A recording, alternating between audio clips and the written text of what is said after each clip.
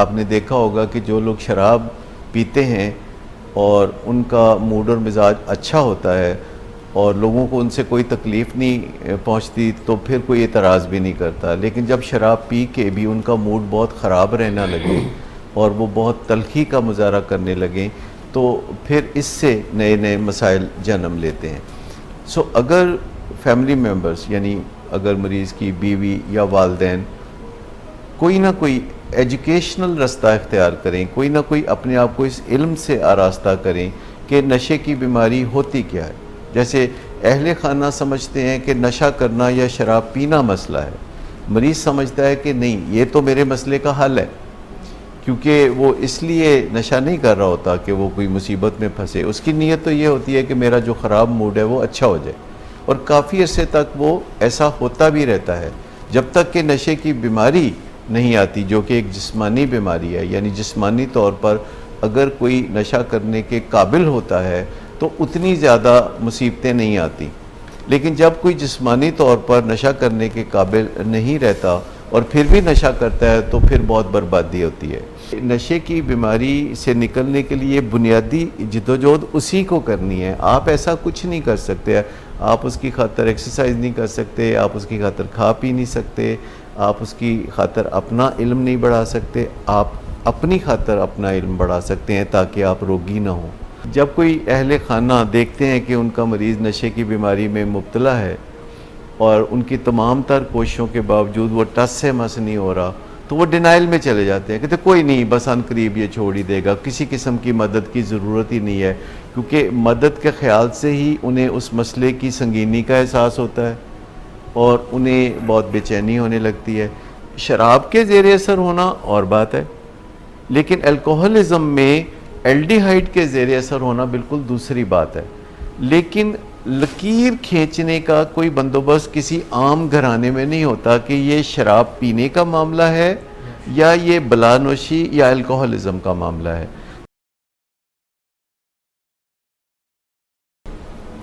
پچھلے پروگرام میں ہم بات کر رہے تھے کہ کس طرح سے پرائمری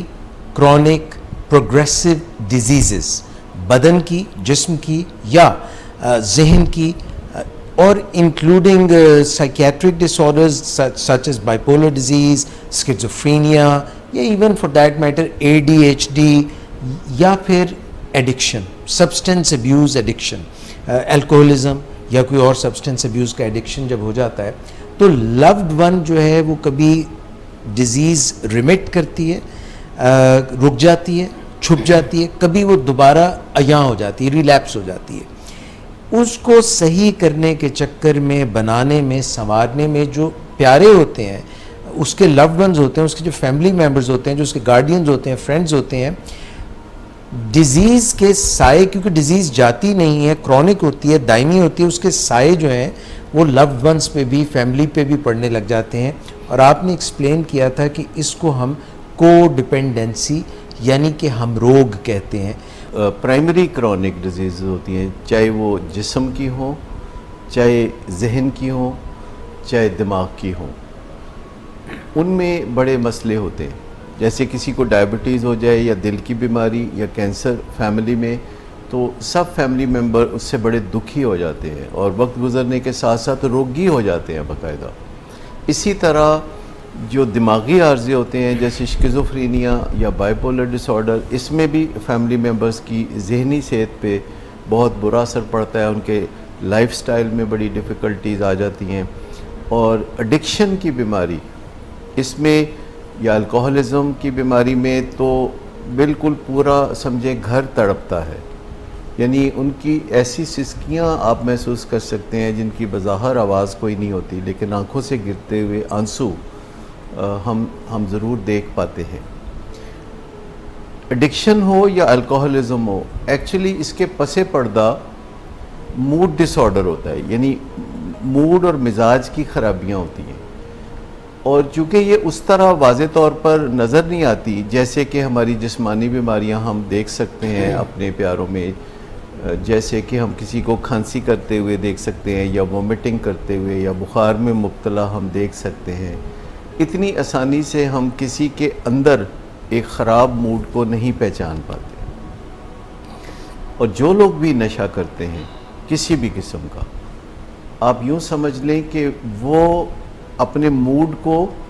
مینیپولیٹ کر رہے ہوتے ہیں۔ شروع میں وہ اس بات کو نہیں جانتے کہ یہ جو کام ہے آگے چل کے مشکلات پیدا کرے گا، اور شروع میں ان کو لگتا ہے کہ یہ تو بہت اچھا کوئی سولوشن ان کے ہاتھ آ گیا ہے، نہ صرف یہ سولوشن ہے بلکہ یہ بہت اچھا مشغلہ ہے جو ان کے ہاتھ لگ گیا ہے۔ لیکن پھر آگے چل کے یہ ایک بیماری کی شکل جب اختیار کر لیتا ہے معاملہ، اور نشہ کریں تو کوئی خاص فائدہ نہیں ہوتا یا زیادہ دیر تک کے لیے فائدہ نہیں ہوتا، اور نشہ نہ کریں تو بہت سیاپا ہوتا ہے۔ اس میں پھر اہل خانہ جب دیکھتے ہیں کہ بندہ اپنی ذمہ داریاں پوری نہیں کر رہا، اس کی ترجیحات ہی بدل گئی ہیں، اس کا اخلاق، اس کی ویلیوز،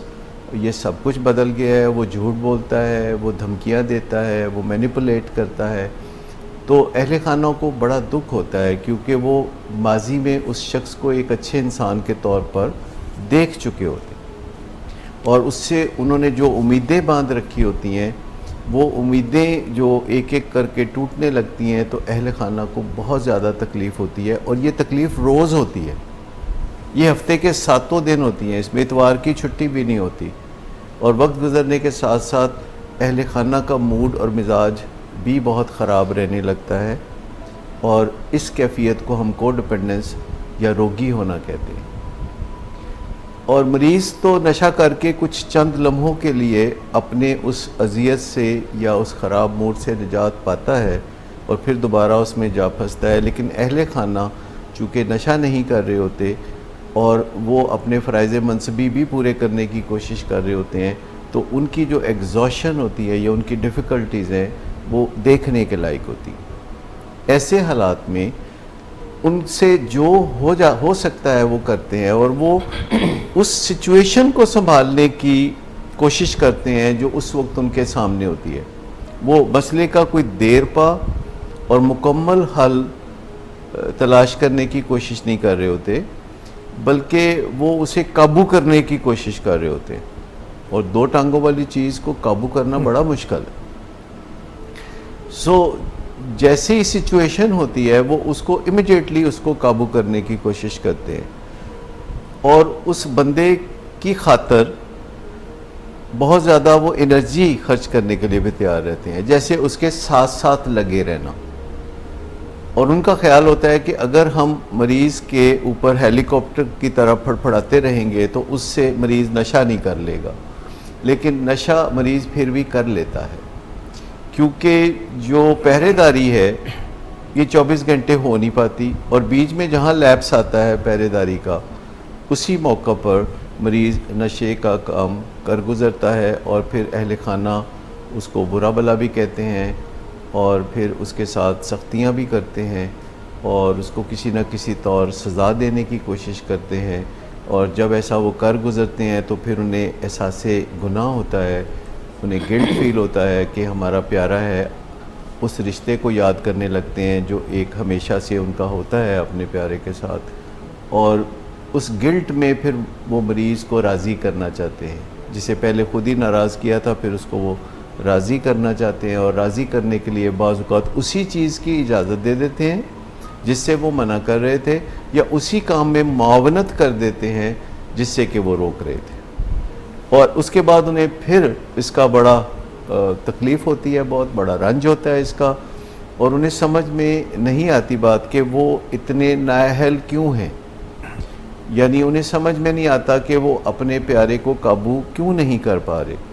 اور کبھی وہ جھنجھلا کے اس کا کبھی گریبان پکڑ کے، کبھی بازو پکڑ کے، کبھی آنکھوں میں آنکھیں ڈال کے، کبھی چیخ کے، کبھی چلا کے اسے کہتے ہیں کہ دیکھو تم یا تو نشے کا انتخاب کر لو یا پھر ہمارا انتخاب کر لو، اور اپنی محبت اور نشے کے معاملے کو 2 پلڑوں میں رکھ کے وہ کہتے ہیں اس میں سے ایک چن لو، اور انہیں کبھی یقین ہوتا ہے کہ مریض جو ہے ان کی محبت کو چن لے گا، لیکن انہیں بہت زیادہ پھر افسوس ہوتا ہے کہ مریض جو ہے وہ نشہ کرتے رہنے کو چن لیتا ہے، اور اہل خانہ کو پھر احساس کمتری ہونے لگتا ہے،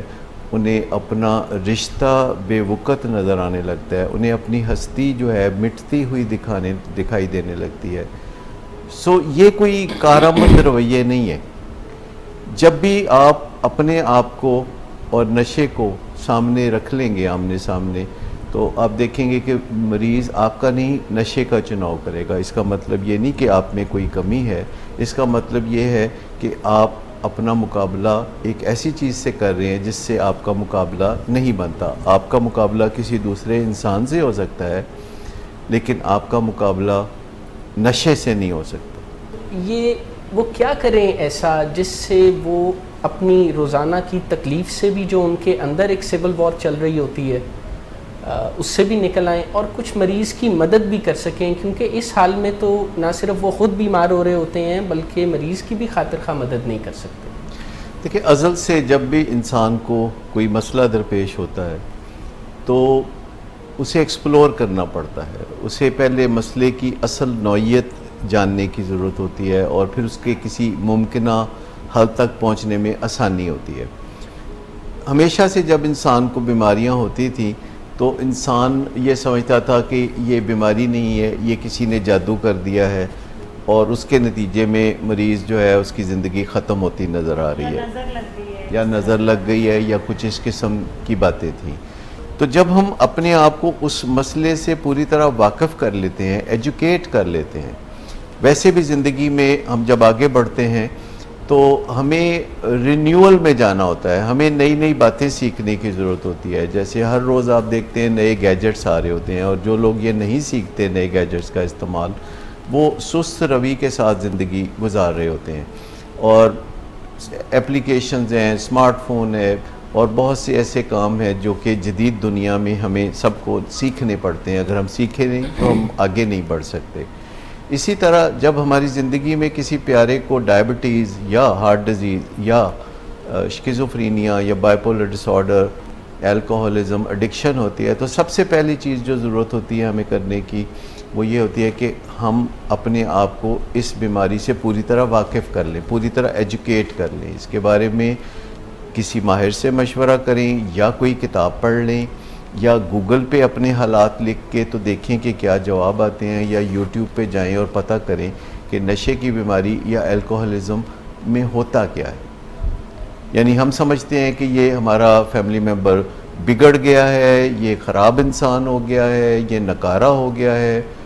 تو در حقیقت وہ ایک بیمار انسان ہوتا ہے جس کے موڈ اور مزاج میں بہت خرابی رہنے لگتی ہے, اور وہ انجانے میں کسی کے مشورے پہ نشے کا استعمال شروع کرتا ہے, جس سے وقتی طور پر افاقہ محسوس ہوتا ہے,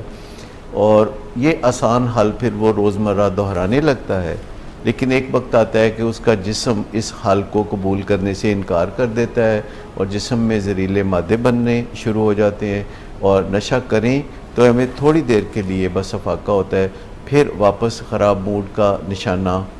بن جاتا ہے وہ شخص. اسی لیے آپ نے دیکھا ہوگا کہ جو لوگ شراب پیتے ہیں اور ان کا موڈ اور مزاج اچھا ہوتا ہے اور لوگوں کو ان سے کوئی تکلیف نہیں پہنچتی, تو پھر کوئی اعتراض بھی نہیں کرتا. لیکن جب شراب پی کے بھی ان کا موڈ بہت خراب رہنا لگے اور وہ بہت تلخی کا مظاہرہ کرنے لگیں, تو پھر اس سے نئے نئے مسائل جنم لیتے ہیں. سو اگر فیملی ممبرز, یعنی اگر مریض کی بیوی یا والدین کوئی نہ کوئی ایجوکیشنل رستہ اختیار کریں, کوئی نہ کوئی اپنے آپ کو اس علم سے آراستہ کریں کہ نشے کی بیماری ہوتی کیا ہے. جیسے اہل خانہ سمجھتے ہیں کہ نشہ کرنا یا شراب پینا مسئلہ ہے, مریض سمجھتا ہے کہ نہیں, یہ تو میرے مسئلے کا حل ہے, کیونکہ وہ اس لیے نشہ نہیں کر رہا ہوتا کہ وہ کوئی مصیبت میں پھنسے. اس کی نیت تو یہ ہوتی ہے کہ میرا جو خراب موڈ ہے وہ اچھا ہو جائے, اور کافی عرصے تک وہ ایسا ہوتا بھی رہتا ہے جب تک کہ نشے کی بیماری نہیں آتی, جو کہ ایک جسمانی بیماری ہے. یعنی جسمانی طور پر اگر کوئی نشہ کرنے کے قابل ہوتا ہے تو اتنی زیادہ مصیبتیں نہیں آتی, لیکن جب کوئی جسمانی طور پر نشہ کرنے کے قابل نہیں رہتا اور پھر بھی نشہ کرتا ہے تو پھر بہت بربادی ہوتی ہے. فیملی ممبرز چاہیں تو وہ مریض کو اچھی زندگی کا شوق دلا سکتے ہیں. فیملی ممبرز چاہیں تو وہ مریض کی مدد اس طرح بھی کر سکتے ہیں کہ نشے سے جو تکلیفیں اس کو پہنچتی ہیں ان تکلیفوں کو اپنے سر لینا چھوڑ دیں. کیونکہ جب کوئی نشہ کرے گا اور اس کو نشے کا مزہ بھی آئے گا اور نشے سے تکلیف بھی ہوگی, جیسے کہ کبھی بندہ ایکسیڈنٹ کر کے پولیس کے تھانے میں جا پھنستا ہے، کبھی ادھار لے کے جو ہے کسی مصیبت میں جا پھنستا ہے، کبھی گر کے چوٹ لگوا لیتا ہے، کبھی کچھ اس کے ساتھ ہوتا رہتا ہے، اور نشہ کرنے سے اس کو مزہ بھی ملتا ہے اور نشہ کرنے سے اس کو بہت تکلیفیں بھی ہوتی ہیں۔ اگر نشے کا مزہ اور نشے کی تکلیفیں اس تک پہنچیں تو اس کو اندازہ ہو سکتا ہے کہ اس کو مزہ زیادہ آ رہا ہے یا اس کو تکلیفیں زیادہ ہو رہی ہیں، اور ایک دن وہ اس نتیجے پہ پہنچے گا کہ اس کو نشہ چھوڑ دینا چاہیے۔ نشے کی بیماری سے نکلنے والی تکلیفوں کا جو بہترین حقدار ہے وہ خود مریض ہے، کیونکہ وہی ایک بندہ ہے جو ان تکلیفوں سے فائدہ اٹھا سکتا ہے۔ اہل خانہ اگر یہ تکلیفیں اپنے سر لیں گے تو وہ اس سے کوئی فائدہ نہیں اٹھا سکتے۔ ہمیشہ والدین کو اپنے ٹین ایجرز کے ساتھ، اپنے بچوں کے ساتھ، بیوی کو خاوند کے ساتھ حق سچ کی بات ضرور کرنی چاہیے۔ اگر آپ کہنا چاہتے ہیں کہ 2 + 2 4 ہوتے ہیں تو ضرور کہہ دیجئے، اس کو دل میں مت رکھیے، لیکن اس کے بعد دنگا فساد نہ کریں، شور شرابہ نہ کریں۔ جب بھی گھروں میں یا معاشرے میں لوگ اکٹھے رہتے ہیں اور انہیں کسی دوسرے کی بات پہ کوئی اعتراض ہوتا ہے تو انہیں چاہیے حق سچ کی بات کہہ دیں اور پھر دھیمے مزاج کے ساتھ زندگی کے معاملات میں آگے بڑھ جائیں۔ گھروں میں بھی اگر بچہ پڑھتا نہیں ہے یا شام کو دیر سے آتا ہے یا کوئی ایسا معاملہ ہوتا ہے تو آپ اس سے ضرور یہ بات اکثر و بیشتر کرتے رہتے ہیں کہ یہ ٹھیک چیز نہیں ہے، اس کا آپ کی آئندہ آنے والی زندگی پہ برا اثر پڑے گا، یا آپ کے میرے ریلیشن شپ پر برا اثر پڑے گا، یا جس طرح میں آپ کے ساتھ تعاون کرتا رہا ہوں وہ تعاون کرنا یا جاری رکھنا میرے لیے مشکل ہو جائے گا، اور پھر اچھا ہو چلو بیٹھو چائے پیتے ہیں یا کھانا کھاتے ہیں یا ٹی وی دیکھتے ہیں۔ یعنی پھر ایسا نہیں ہونا چاہیے کہ آپ برسات کی جھڑی کی طرح جو ہے خراب موڈ میں آگے بڑھتے جائیں اور بات اتنی بڑھ جائے کہ پھر کئی دن آپ آپس میں بات کرنے کے قابل بھی نہ رہیں۔ اپنا خیال رکھتے رہنا، حق سچ کی بات کہتے رہنا، اور اس کے بعد اگر کوئی بچہ آپ کی مرضی کے خلاف ون ویلنگ کرتا ہوا پکڑا جاتا ہے، تھانے میں اس کی موٹر سائیکل بند ہو جاتی ہے اور تھانے سے ٹیلی فون آتا ہے تو آپ بے شک چلے جائیں، لیکن ناجائز سفارش نہ کریں، رشوت نہ دیں۔ اگر صلاحوں کے دوسری جانب آپ کا پیارا ہے اور صلاحوں کی اس جانب باہر کی جانب آپ ہیں تو آپ کی رشتہ داری بھی نبھ گئی۔ لیکن اگر آپ اپنی بے بسی کا اظہار کرتے ہیں، آپ کہتے ہیں جی میرا تو کوئی ایسی سفارش نہیں ہے، نہ میرے پاس کوئی ایسا بجٹ ہے جو میں پولیس والوں کو دے کے تو اس کو چھڑاؤں، اور اگر وہ کھانا پینا یا دیگر چیزیں چاہتا ہے تو نان چنے آپ باہر بیٹھ کے کھا لیں، وہ اندر بیٹھ کے کھا لیں، لیکن وہاں اسے سگریٹ مہیا کرنا یا نسوار مہیا کرنا اس سے پرہیز کریں۔ نو کہنا سیکھیں، اور نو کہتے ہوئے اگر آپ کو گلٹی کانشیس محسوس ہوتا ہے تو اس سے بھی نجات پائیں۔ آپ اپنی حدوں کو واضح کر لیں کہ آپ کی حدیں اور آپ کے پیارے کی حدیں کیا ہیں۔ جہاں تک ہم نشے کی بیماری کی بات کرتے ہیں اور حدوں کی بات کرتے ہیں، اور جہاں تک ہم نشے کی بیماری میں لین دین کی بات کرتے ہیں، تو ایسا تو دنیا میں کوئی قانون نہیں ہے، ایسا تو شرع بھی نہیں کہتی کہ کوئی بندہ تو نشہ کر کے اور اس میں دھت پڑا رہتا ہے اور کچھ بدل کے نہیں دیتا، اور آپ اس کی خاطر راتوں کو جاگتے رہیں اور نشے میں دھت وہ سگریٹ پی رہا ہے اور آپ اس کو دیکھتے رہیں کہ کہیں وہ آگ تو نہیں لگا لے گا، یا آپ اس کی خاطر بہانے بناتے ہیں۔ صبح جب وہ وامٹنگ کر رہا ہوتا ہے یا ہینگ اوور میں ہوتا ہے تو اس کے دفتر فون کر کے کہنا کہ وہ بیمار ہیں اس لیے نہیں آ سکتے، یا جب وہ خوشی غمی میں شرکت نہیں کرتا اور لوگ پوچھتے ہیں کہ وہ کیوں نہیں آئے تو آپ کوئی ایسا نیک پاک بہانہ ان کے لیے بنا دیتے ہیں جس سے کہ ان کی عزت قائم رہتی ہے۔ یہ جو نشے کی زندگی گزارتے گزارتے لوگ تمام برے کام کر رہے ہوتے ہیں اور اپنے خاندان کی زندگی کو اجیرن بنائے ہوئے ہوتے ہیں، ان کی زندگی میں جب ہم ان کو ایمبیرسمنٹ سے بچاتے ہیں یا ان کی عزت کسی نہ کسی طرح بچائے رکھنے کی کوششوں میں مصروف ہوتے ہیں تو ہمارا نظریہ شاید یہ ہوتا ہے کہ بس چند دنوں میں انہوں نے نشہ چھوڑ ہی دینا ہے، تو اگر یہ بدنام ہو گئے تو ان کو مشکلات ہوں گی، کیونکہ وہ کہہ رہے ہوتے ہیں کہ میں عن قریب نشہ چھوڑ دوں گا،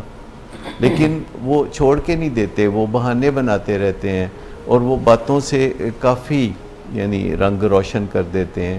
نشے کی بیماری سے نکلنے کے لیے بنیادی جدوجہد اسی کو کرنی ہے۔ آپ ایسا کچھ نہیں کر سکتے، آپ اس کی خاطر ایکسرسائز نہیں کر سکتے، آپ اس کی خاطر کھا پی نہیں سکتے، آپ اس کی خاطر اپنا علم نہیں بڑھا سکتے، آپ اپنی خاطر اپنا علم بڑھا سکتے ہیں تاکہ آپ روگی نہ ہوں۔ جب آپ کسی کو کنٹرول نہیں کر سکتے تو آپ اپنی ذات کو اس نقصان سے بچا سکتے ہیں جو کسی کی کوتاہی سے پیدا ہونے والا ہے۔ ہمیشہ آپ ان کو ان کی ذمہ داریوں کا احساس دلاتے رہتے ہیں، آپ ہمیشہ باؤنڈریز کو کلیئر رکھتے ہیں، ان کو کبھی بھی گڑبڑ نہیں ہونے دیتے، آپ لارے لپے پہ نہیں آتے۔ جب بھی آپ کا مریض یعنی نشے کا مریض کوئی وعدہ کرتا ہے اور نشہ چھوڑنے کے بارے میں یا اپنی زندگی کو بہتر بنانے کے لیے کوئی عہد و پیمان کرتا ہے تو آپ ایسے وعدوں کو سرفیس ویلیو پہ قبول نہ کریں۔ اس میں بہتر یہ ہے کہ آپ ان کے ساتھ وعدے کے ساتھ کوئی آبزرویبل اور میئریبل یعنی کوئی ایسی چیز جو دیکھی جا سکے اور ناپی تولی جا سکے اس کو ضرور اٹیچ کر دیتے ہیں۔ یعنی اگر کوئی خالی وعدہ کرتا ہے تو آپ اس خالی سکھے وعدے کو نہ لیں، اس کے ساتھ کوئی ایسی چیز بھی آپ پابند کریں اس کو کہ جو آپ روزمرہ کی بنیادوں پر اس کی زندگی میں دیکھ سکیں، جس کے لیے اس کو کوئی کاوش کرنی پڑے، جس کے لیے اس کو کوئی ہاتھ پاؤں ہلانے پڑے، جس کے لیے اس کو کوئی پروگرس دکھانی پڑے ہر روز۔ تو اگر تو کوئی وعدہ کرتا ہے تو پھر آپ اس وعدے کے ساتھ کچھ نہ کچھ ایسی چیز اٹیچ کرتے ہیں جس سے وعدہ جو ہے وہ ایفا ہو سکے، کیونکہ ورنہ اگر کوئی کہتا ہے کہ 2 مہینے بعد میں نشہ چھوڑ دوں گا اور آپ کہتے ہیں بہت اچھی بات ہے اور پھر 2 مہینے کا انتظار کرنے لگتے ہیں، تو اس سے کہیں بہتر ہے کہ آپ کہتے ہیں کہ 2 مہینے میں آپ نشہ چھوڑ دیں گے، تو کیا اس کا مطلب یہ ہے کہ آپ کسی کاؤنسلر کے پاس جائیں گے یا 12 سٹیپ میٹنگز اٹینڈ کریں گے یا آپ ان لوگوں کو ملیں گے جنہوں نے نشہ چھوڑا ہوا ہے یا آپ ان لوگوں کو ملنا چھوڑ دیں گے جن کے ساتھ مل کے آپ نشہ کرتے تھے یا آپ کوئی ذمہ داریاں اٹھائیں گے یا آپ کیا کریں گے ایسا جس سے میں آپ کے وعدے پہ اعتبار کرنے کی طرف چلا جاؤں۔ ماں باپ توقع رکھتے ہیں کہ ان کے بچے آگے چل کے بہترین زندگی گزاریں گے اور ان کو فخر دیں گے، ان کو اطمینان دیں گے اور ان کی زندگی کو خدمت سے بہت اچھا بنائیں گے۔ اور کوئی بیوی جب اپنے شوہر کی طرف دیکھتی ہے تو اس کا بھی یہ خیال ہوتا ہے کہ میرا خامد جو ہے وہ میرے لیے آسانیاں پیدا کرے گا، میری نگہبانی کرے گا، میری ضرورتیں پوری کرے گا اور مجھے مشکلات سے بچائے گا اور میری حفاظت کرے گا۔ لیکن جب ایسا خامد شراب کی بیماری میں مبتلا ہو جاتا ہے اور رات گئے وہ مٹی کے ڈھیر کی طرح فرش پہ پڑا ہوتا ہے اور بیوی سوچ رہی ہوتی ہے کہ اگر اس وقت مجھے کوئی مصیبت آن پڑے تو یہ میرا خامد میرے لیے کوئی مدد نہیں کر سکے گا، تو اس کو بہت تکلیف ہوتی ہے اور اس تکلیف میں بہت زیادہ بے چینی ہوتی ہے اور غصہ بہت آتا ہے۔ اس کے بعد یہ چونکہ روزمرہ کا معمول بن جاتا ہے تو اپنے پیارے کی طرف دیکھ کے بہت ڈر لگتا ہے کہ اس کا انجام کیا ہوگا، کیونکہ نشے کی بیماری میں بہت لوگ جان سے ہاتھ دھو بیٹھتے ہیں۔ آپ کے اس شہر لاہور میں ہر روز 1 درجن لوگ نشے کی بیماری سے جان کھو دیتے ہیں، یعنی آل نائٹ پارٹیز میں ساری رات پارٹیز چلتی ہیں، مختلف خطرناک قسم کے نشے ہوتے ہیں اور الگ صبح کوئی نہ کوئی اس دنیا سے اٹھ جاتا ہے جسے پھر دل کے دورے کے نام پہ دفنا دیا جاتا ہے۔ بے چینی ہوتی ہے، غصہ ہوتا ہے، ڈر ہوتا ہے کہ اس کا کیا بنے گا، اور چونکہ ہمارے معاشرے میں اسے بیماری نہیں سمجھا جاتا، اسے بہت گندی بات یا گندی عادت سمجھا جاتا ہے، تو اس بات کی شیم بھی بہت ہوتی ہے کہ کسی کو کیسے بتائیں۔ اب اہل خانہ جن کو بے چینی ہے، غصہ ہے، ڈر ہے اور شیم ہے، ایسے میں وہ بہت سمٹ کر سکڑ کر رہ جاتے ہیں، وہ لوگوں سے ملنا جلنا بھی چھوڑ دیتے ہیں کہ اگر کسی سے ملے جلیں گے تو وہ بھی ہمارے گھر آئے گا، اور اگر ہمارے گھر آئے گا تو اسے پتہ چل جائے گا کہ ہمارے اندرونی حالات کیا ہیں۔ اس طرح وہ تمام ممکنہ مدد جو کہیں ان کو مل سکتی ہے اس مدد سے اپنے آپ کو محروم کر لیتے ہیں، اور ان کو ایک ڈیلوژن سا ہوتا ہے کہ یہ جو وعدہ جو کر رہا ہے تو یہ عنقریب نشہ چھوڑ دے گا۔ ہم کسی کھانسی کرنے والے سے یہ توقع نہیں رکھتے کہ وہ وعدہ کر رہا ہے تو کھانسی چھوڑ دے گا، یا ہم کسی بخار والے سے توقع نہیں رکھتے کہ وہ بخار اپنا اتار لے گا، یا ہم وامٹنگ والے کو یہ نہیں کہتے کہ تم وامٹنگ کرنے سے رک جاؤ، ایسے تمام لوگوں کو ہم علاج کی صلاح دیتے ہیں. لیکن نشے کے مریض کو ہم کبھی علاج کی صلاح نہیں دیتے، زیادہ تر ہم اسے کہتے ہیں کہ تم نشہ چھوڑ دو. یہ واحد بیماری ہے جس میں ہم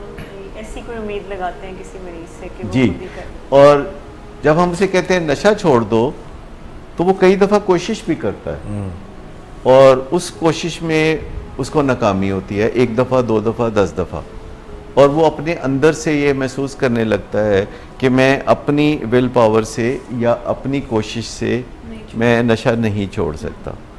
اور گھر والے اسے نشہ چھوڑنے کے لیے کہتے ہیں. اس سے بہتر ہوگا کہ اہل خانہ اسے نشے میں مدد حاصل کرنے کے لیے کہیں، یعنی اس میں ٹریٹمنٹ سیکنگ بیہیویئر پیدا کریں.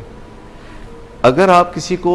2 آپشنز دیں جس میں سے ایک وہ ہو جس پر وہ عمل کر سکتا ہے تو یہ کوئی اچھی بات ہوگی، یہ آسانی ہوگی. لیکن اگر آپ اسے ایک ہی آپشن دیں جس پہ وہ عمل ہی نہیں کر سکتا تو آپ کے درمیان تعلقات کی خرابی کے علاوہ اور کیا ہو سکتا ہے. ایک بات تو یہ ہے کہ سمجھ لیں کہ اگر کوئی نشے کی بیماری میں مبتلا ہے اور آپ اسے کہتے ہیں کہ وہ نشہ چھوڑ دے، تو آپ اسے ایک ایسا کام کہہ رہے ہیں جو ممکنہ طور پر وہ نہیں کر پایا، کیونکہ وہ پہلے ہی کوشش کر کے دیکھ چکا ہوتا ہے. لیکن آپ اسے مدد کے لیے کہہ سکتے ہیں، اور مدد کے رستے آپ اسے بتا سکتے ہیں، مدد کے رستوں میں تعاون کر سکتے ہیں. یعنی آپ ایک لائحہ عمل بنا لیں، ایک اصول بنا لیں کہ آپ اپنے مریض کی مدد صرف ایک معاملے میں کریں گے، اور وہ ہے نشے سے نجات کا معاملہ. آپ اس کے ساتھ کاؤنسلر پہ جا سکتے ہیں، آپ سے وہ جو مدد مانگیں علاج کے حوالے سے آپ وہ مدد مہیا کر سکتے ہیں. لیکن آپ اسے کوئی لالچ نہ دیں، اور آپ اسے کوئی ممکنہ سزا کا خوف نہ دلائیں، آپ اسے دھمکی نہ دیں، آپ اسے برا بلا نہ کہیں، اور آپ اسے ایسے لوگوں سے مقابلہ کر کے چھوٹا ہونے کا احساس نہ دلائیں کہ جنہوں نے بچپن اس کے ساتھ گزارا تھا اور اب وہ زندگی میں آگے بڑھ گئے ہیں. آپ اپنے اس رشتے کو توڑنے کی دھمکی بھی نہ دیں، اپنے رشتے کو پوری طرح سے محسوس کرتے رہیں، اور اس رشتے کے تقاضے کے مطابق اس بیماری سے نکلنے کے لیے اس کو راہ دکھاتے رہیں. اور اس کے لیے ضروری ہے کہ اس کے ساتھ آپ نشے کی بیماری پہ تبادلہ خیالات کریں، اور تبادلہ خیالات کرنے سے پہلے اپنی معلومات بڑھائیں تاکہ آپ اپنے مریض سے فیکچول بات کر سکیں. اور جب وہ علاج پہ آمادہ ہو یا مدد پہ آمادہ ہو تو اسے مدد مہیا کریں، کیونکہ گزرتے ہوئے وقت کے ساتھ ساتھ مدد جو ہے بہت آسان اور کارآمد ہوتی جا رہی ہے. مثال کے طور پر ہمیشہ سے نشے سے نجات کے لیے ریہیبلیٹیشن سینٹرز جانا پڑتا تھا، اب ایسا ضروری نہیں ہے. اب ریہیبلیٹیشن سینٹر جا کے رہنا ضروری نہیں ہے. آپ جاتے ہیں، آپ بات چیت کر کے واپس آتے ہیں، آپ ہوم ورک لے کے آتے ہیں، آپ کچھ پروگرس دکھاتے ہیں، آپ پھر جا کے آگے بات کرتے ہیں، آگے ممکنہ جو صلاح آپ کو ملتی ہے اس پہ آپ عمل کرتے ہیں، جو ڈویبل چیزیں آپ کو بتائی جاتی ہیں آپ وہ کرتے ہیں. کیونکہ نشے کی بیماری میں جو بندہ مبتلا ہوتا ہے اس کی ایک ہی ترجیح رہ جاتی ہے، نشہ کرنا. اگر آپ اس کی زندگی میں اور چیزیں بھی ڈالنا شروع کریں اور ترجیحات کو بھی آگے بڑھانا شروع کریں اور نشے کی ترجیح کو تھوڑا تھوڑا پیچھے رکھ کے اور دوسری ترجیح کو آگے رکھ کے چلا جائے تو نشے کی بیماری سے نجات ممکن ہونے لگتی ہے. جب کوئی اہل خانہ دیکھتے ہیں کہ ان کا مریض نشے کی بیماری میں مبتلا ہے اور ان کی تمام تر کوششوں کے باوجود وہ ٹس سے مس نہیں ہو رہا تو وہ ڈینائل میں چلے جاتے ہیں، کہتے کوئی نہیں، بس ان قریب یہ چھوڑ ہی دے گا، کسی قسم کی مدد کی ضرورت ہی نہیں ہے. کیونکہ مدد کے خیال سے ہی انہیں اس مسئلے کی سنگینی کا احساس ہوتا ہے اور انہیں بہت بے چینی ہونے لگتی ہے. لیکن ایک دفعہ حوصلہ کر کے جب لوگ آگے بڑھتے ہیں، اور یہ خالی نشے کی بیماری میں مسئلہ نہیں ہے، لوگ ڈائبٹیز میں بھی کم از کم 5 سال گزارنے کے بعد پراپر مدد حاصل کرتے ہیں، لوگ دل کی بیماری میں بھی بعض اوقات 10 سال کے بعد مدد حاصل کرتے ہیں. جب تک گزارا چلتا رہتا ہے مدد حاصل کیے بغیر تو لوگ کرتے رہتے ہیں، لیکن جب تکلیف حد سے بڑھ جاتی ہے تو پھر لوگ مدد کے لیے آگے بڑھتے ہیں. اور یہ مدد حاصل کرنے کا کوئی بڑا ہی اچھا طریقہ نہیں ہے. لیکن جب الکوہلزم کی بیماری ہوتی ہے اور زہریلے مادے بھی بنتے ہیں شراب نوشی کے ساتھ ساتھ، کیونکہ الکوہلزم میں میٹابولزم نارمل نہیں رہتا اور ایک ٹاکسک میٹر جسے ہم الڈیہائیڈ کہتے ہیں وہ بھی پیدا ہونے لگتا ہے اور اس سے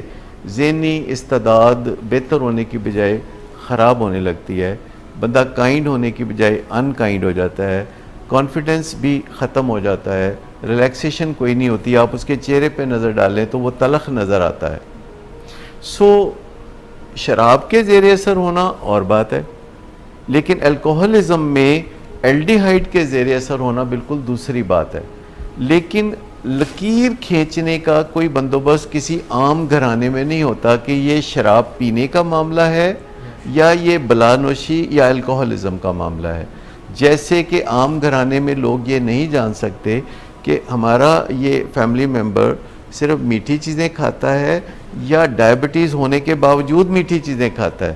یہ بہت بعد کی بات ہے، جب نقصانات سامنے آنے لگتے ہیں اور ڈاکٹر سے رجوع کیا جاتا ہے تو پھر پتہ چلتا ہے۔ تو جس طرح معاملات خراب ہونے پر ڈائبٹیز کے حوالے سے ڈاکٹر سے رجوع کیا جاتا ہے، اسی طرح الکوہلزم میں جب انگلیاں اٹھنے لگتی ہیں تو پھر ڈاکٹر سے رجوع کرنا ضروری ہو جاتا ہے۔ اگر ہم کہیں کہ جی لائن کہاں کھینچیں گے کہ کوئی بندہ محض شراب پیتا ہے یا وہ الکوہلزم میں مبتلا ہے، تو سیدھی سی بات ہے، اگر کسی کی بیوی دکھی ہونے لگی ہے یا اگر کسی کے ماں باپ اسے دیکھ دیکھ کے پریشان اور ہلکان ہوتے ہیں یا اگر کسی کی طرف انگلیاں اٹھنے لگی ہیں یا بات کرتے ہوئے اسے مشکل پیش آتی ہے یا فیصلہ کرتے ہوئے اسے کوئی مشکل پیش آتی ہے، تو آپ سمجھ لیں کہ یہ الکوہلزم کا معاملہ ہے اور آپ کو ڈاکٹر سے رجوع کرنا چاہیے۔ میڈیکل سائنس نے اگرچہ بہت سی ترقی کی ہے لیکن ابھی بہت سی ترقی کرنا باقی ہے، تو ابھی ہم میڈیکل سائنس کے طور پر یا علاج کے طور پر لوگوں کو جو چیز مہیا کرتے ہیں ہم ہمبلی مہیا کرتے ہیں اور ان کو بتا دیتے ہیں کہ اس وقت کا بہترین علاج یہی ہے، اور ہم اپنے علاج کی خوبی کو زیادہ بڑھا چڑھا کر نہیں بتاتے اور مریضوں کی تکلیف کو بھی کم کر کے نہیں بتاتے، مریضوں کی تکلیف کو بڑھا چڑھا کے بھی نہیں بتاتے،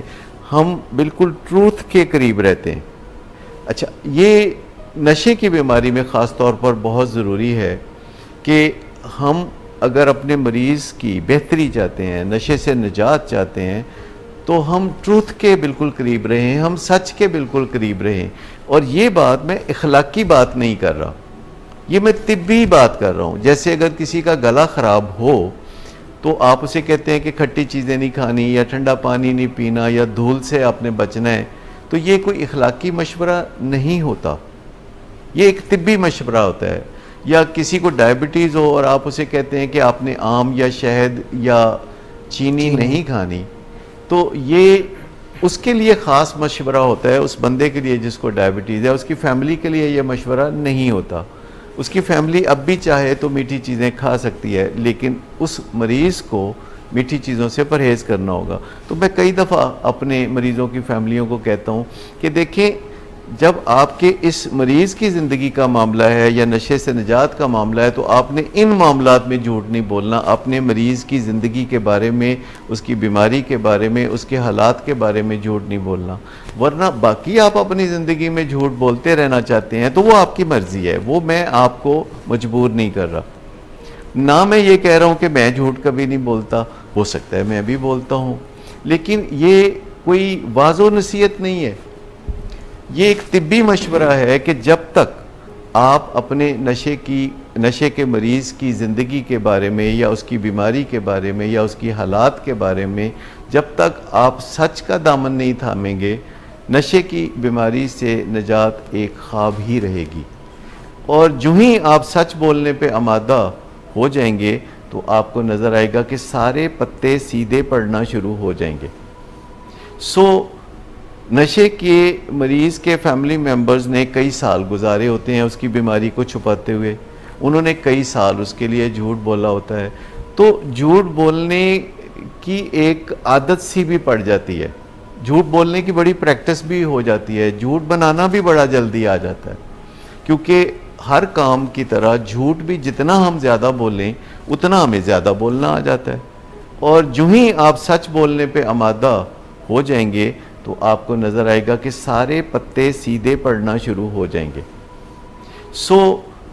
نشے کے مریض کے فیملی ممبرز نے کئی سال گزارے ہوتے ہیں اس کی بیماری کو چھپاتے ہوئے، انہوں نے کئی سال اس کے لیے جھوٹ بولا ہوتا ہے، تو جھوٹ بولنے کی ایک عادت سی بھی پڑ جاتی ہے، جھوٹ بولنے کی بڑی پریکٹس بھی ہو جاتی ہے، جھوٹ بنانا بھی بڑا جلدی آ جاتا ہے، کیونکہ ہر کام کی طرح جھوٹ بھی جتنا ہم زیادہ بولیں اتنا ہمیں زیادہ بولنا آ جاتا ہے. جیسے کہتے ہیں نا، جاپانی لوگ کہتے ہیں کہ ہمیں تو جھوٹ بولنا نہیں آتا، کیونکہ وہ جھوٹ بولتے ہی نہیں ہیں، جو کام وہ کرتے ہی نہیں ہیں، جو کام ان کے ارد گرد لوگ نہیں کرتے تو وہ کام وہاں کسی کو بھی نہیں آتا، اور جب انہیں کبھی جھوٹ بولنا پڑے تو ان کو بہت مشکل پیش آتی ہے. لیکن جہاں جھوٹ بہت بولا جاتا ہے جیسے ہمارے معاشرے میں، تو ہر ایک بندہ جو ہے جھوٹ کے زیور سے پوری طرح لیس ہے. لیکن میں سمجھتا ہوں کہ اگر ہم نے اپنی زندگی کو ایز اے ہول بھی سہل بنانا ہے، آسان بنانا ہے، کامیاب بنانا ہے، تو ہمیں سچ کی طرف اپنا جھکاؤ کرنا ہی پڑے گا. اور اس میں ہمارا کوئی نقصان نہیں ہو جائے گا، اس میں ہمارا فائدہ ہو جائے گا، کیونکہ صرف ہمیں مسئلے نہیں ہوتے،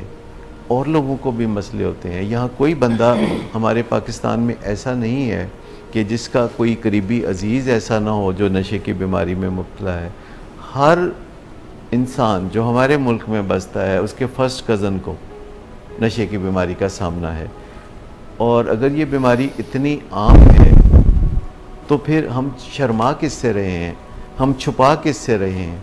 پھر ہمیں آگے بڑھ کے باہر نکلنا ہوگا اور جانوں کو بچانا ہوگا.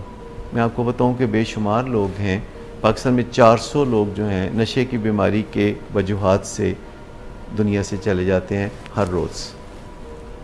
سر، آج کے پروگرام میں ہم نے کو ڈپینڈنس پہ، ہم روگ ہونے پہ اور اس کے برخلاف جو ہے پرو ڈپینڈنس یا انٹر ڈپینڈنس، کس طرح ہم ایک دوسرے کی مدد کریں اور دوسروں کو بھی اس آگ سے بچائیں، خود کو بھی اس آگ سے بچائیں کہ ہم بہترین طریقے سے اپنی زندگی بھی گزاریں اور اپنے پیاروں کی زندگی کو بھی آگے لے کے چلیں. ہم روگ پہ ہم نے بات کی، ڈاکٹر صداقت علی ہمارے ساتھ تھے، سارے ولنگ ویز کے جو مزید ہمارے ساتھ تشریف رکھتے تھے پروفیشنلز، انہوں نے بھی بات کی. آپ کا پروگرام میں شرکت کا بہت بہت شکریہ، اور ہم امید کرتے ہیں کہ آپ نے بھی اس نشست سے ضرور سیکھا ہوگا، اور وہ جو شتر مرغ کی طرح اپنا سر ریت میں دبانے سے مسئلہ حل نہیں ہوگا، بلکہ ہمیں اپنے گرد و پیش میں، اپنی فیملی میں، اپنے فرینڈز میں اور اپنے اندر جھانک کے دیکھنا ہوگا کہ کہاں پہ پرابلم ہے. اگر کوئی نشے کی پرابلم ہے تو مدد حاصل کریں، اپنے قریب مدد حاصل کریں، انٹرنیٹ پہ مدد حاصل کریں، مگر مدد ضرور حاصل کریں. Next program you ask for it تک کے لیے اجازت دیجیے گا. اللہ حافظ.